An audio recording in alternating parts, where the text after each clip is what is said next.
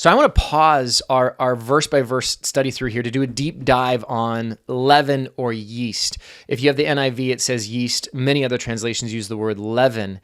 And I had never done a full inclusive study of leaven or yeast before. And this is interesting what I found. So here we go. I'm going to share it with you. Yeast is a word, occurs 57 times in the NIV, New International Version. 47 of those are in the Old Testament, and only 10 are in the New Testament. So the first use of yeast is in Genesis 19:3. Genesis 19 is the story of the two angels or visitors who come to Sodom and Gomorrah, and they stay with Lot. Well, Lot makes bread without yeast. You can read it for yourself, Genesis 19:3. Then the next mention of yeast is not until Exodus 12 and 13. In Exodus 12 and 13, it's mentioned 14 times. Why? This is Passover. This is Passover, where if you remember, the Passover was the last of the plagues where the spirit of death came through all of Egypt and would pass over those households who followed the ordinance of the Passover meal, where they took a spotless lamb, sacrificed it, put the blood on the doorposts, and then there was preparation for how you were supposed to eat the meat. Well, one of the very specific things that was said is that you are not to use any leaven in your bread because you need to get ready to go. You're going to be leaving Egypt. And then an explanation of the celebration of Passover to be kept as a remembrance, as well as the festival of unleavened bread. All of these reference no yeast, removing all the yeast from your household. It was all done in remembrance of what God did in Egypt. Deuteronomy 16:3 says, "Do not eat it with any bread made with yeast, but for 7 days eat unleavened bread, the bread of affliction, because you left Egypt in haste, so that all the days of your life you may remember the time of your departure from Egypt." And looking at all the other mentions of yeast in the Old Testament, it is always literal. It is always talking about that element of leaven or yeast that is added to bread or not put in bread to be able to cause the loaf to expand before it's baked.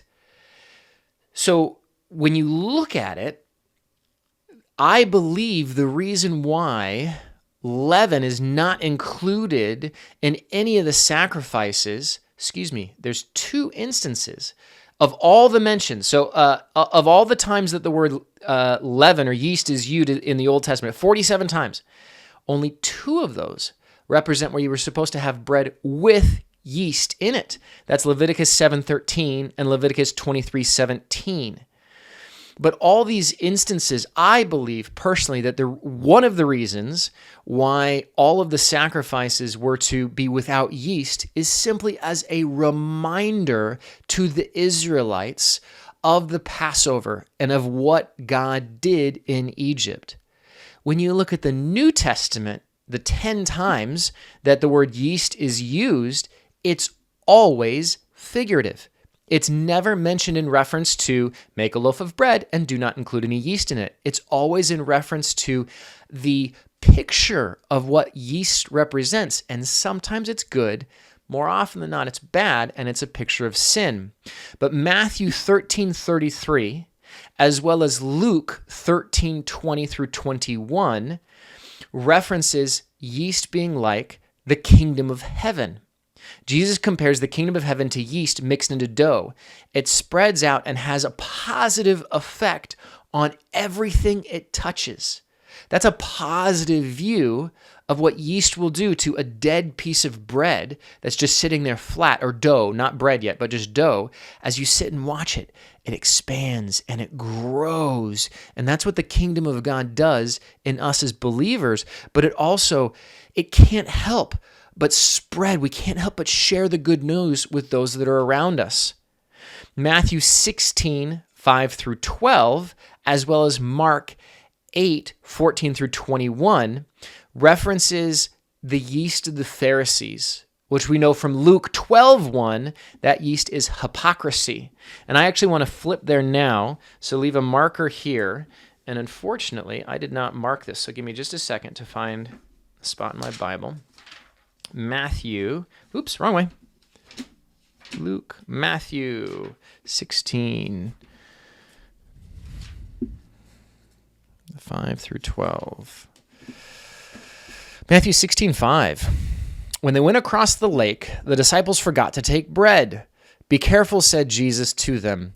Be on your guard against the yeast of the Pharisees and the Sadducees. And I love the next few lines here because it relates just the humanity of the disciples. I can relate to these guys. Verse 7. They discussed this among themselves and said, it's because we didn't bring any bread. So Jesus is talking about verses 1 through 4. Verses 1 through 4 talk about the fact that the Pharisees and the Sadducees came to Jesus and tested him by asking him to show them a sign from heaven.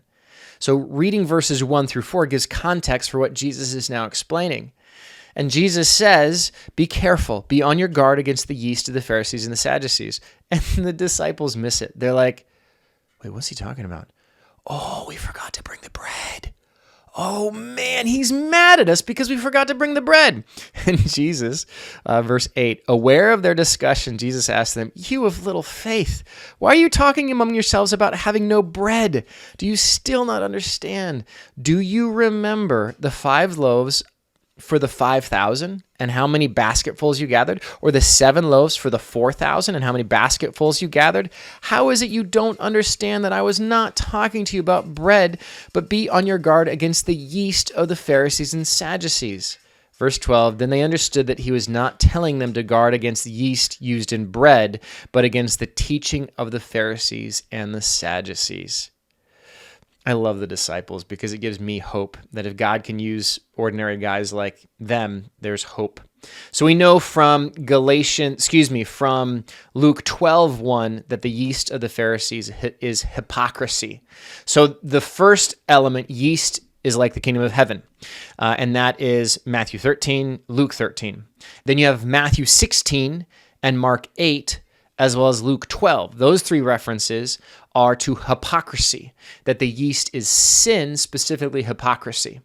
Next, we have Galatians 5:9, where Paul is talking to the church in Galatia, and he says, a little yeast works through the whole batch. In this instance, yeast is a picture of false teaching. Paul is talking to the Galatian church about false teaching and from keeping, and that's related to new believers who thought they needed to follow the law, specifically the law of circumcision, as it relates that in order to be saved, you had to also be circumcised. So read Galatians 5, and in this instance, yeast is talking about false teaching. 1 Corinthians 5, 6, and 7, yeast is a picture of sin, malice, and wickedness. Do you know that a little yeast leavens the whole batch of dough? Get rid of the old yeast so that you may be a new unleavened batch as you really are. For Christ, our Passover lamb, has been sacrificed. Therefore, let us keep the festival not with old bread, leavened with malice and wickedness, but with unleavened bread of sincerity and truth. Chapter 5 in Corinthians, Paul is talking about sexual immorality and how that can spread. They weren't snuffing it out. They were actually condoning it and saying that, this sexual morality is okay. They were boasting in it. Read 1 Corinthians 5 to read about what was going on in Paul's word for them. So back to Leviticus chapter 2. Why is leaven or yeast not to be in the offerings? And again, I think the first reason is that it is a memorial. It is a picture of what happened in the Exodus from Egypt. I think the second reason, and this is where honey actually comes in, is that leaven as well as honey can ferment. This is how we get beer and how we get mead